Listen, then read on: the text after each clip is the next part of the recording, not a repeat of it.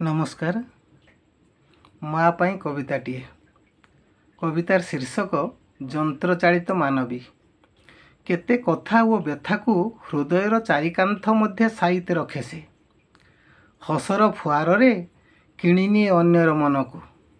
मुंडरे ओढ़णा धीर धीर चाली ओडियाणीर लाजभरा प्रथा को मनई पकई दिए।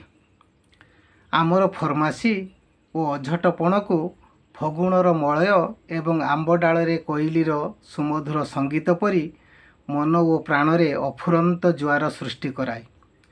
ब्राह्म मुहूर्तरु शय्या त्याग करी घंटा कंटार टिक टिक अविराम शब्द परी पाद ओ हाथ थकी जाएनी अर्धरात्रि पर्यंत। अशिक्षितार मोहर थिले भी दुनिया दांडरे छिड़ा कराइबार प्रयास भूली हुएनी। बापांकर ठीक समय रे पथ्य ओ औषध समस्तंकु परसिबारे ता पाई कौन थाए कौन खाए केबे भी बुझिनु। आमको जन्म कला बेले केते जंत्रणा सहिछि केबे भी कहिनी। तार आवश्यकता केबे बुझी नाहांती बापा। देबारे आनंद नेबारे न थाए। केते थर गाँ निशा परे आम पाई काठ गड़ारे। कथारे अछि बाप थिला पुओ सभारे हारेना, माँ थिला पुओ दुनिया डरेना।